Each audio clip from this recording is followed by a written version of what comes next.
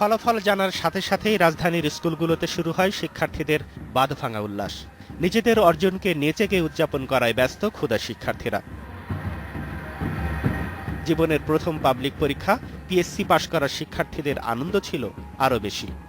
ভালো লাগছে, আমি স্কুলে পড়ে অনেক গর্বিত। আমার টিচার, আমার প্যারেন্টস আমাকে অনেক সাপোর্ট করেছে।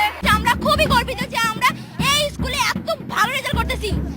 দুপুরে সচিবালয়ে শিক্ষামন্ত্রী নুরুল ইসলাম নাহিদ ফলাফল ঘোষণা করেন। তিনি জানান, এবছর 8টি সাধারণ শিক্ষা বোর্ডে জুনিয়র স্কুল সার্টিফিকেট জেএসসি পরীক্ষায় পাশের হার 89.85%।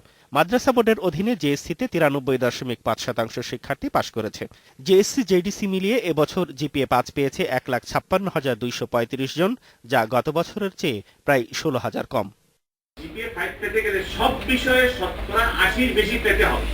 যদি কোনো 79 পেয়ে যায় একটা পেপারও, সেটা পাবে না। যে অনেক সময় বলেন যে আমরা বেশি পেয়ে যাচ্ছে, আমরা এটা খুব সমস্যার বিষয় নয়। আলাদা সংবাদ সম্মেলনে প্রাথমিক ও গণশিক্ষামন্ত্রী জানান, প্রাথমিক শিক্ষা সমাপনী পিএসসি পরীক্ষায় এবছর 97.92% শিক্ষার্থী পাশ করেছে। ইবতেদায়ী পরীক্ষায় পাশ করেছে 95.98%। পিএসসি ও ইবতেদায়ী মিলিয়ে জিপিএ 5 পেয়েছে 2,30,952, যা গত বছরের চেয়ে প্রায় 18,000 জন কম। প্রশ্নপত্র তৈরি হবে পরীক্ষার একদিন আগে।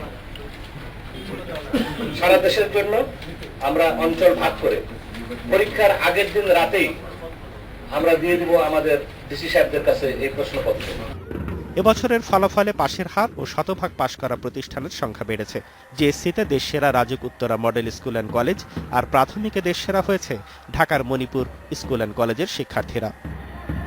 পিএসসি এবং জেএসসি পরীক্ষা চালুর পর এইসব শিক্ষার্থীদের মধ্য থেকেই জুনিয়র এবং প্রাথমিক বৃত্তি দেওয়া হয়ে থাকে, আর কয়েক মাস পরেই সে ঘোষণা আসবে।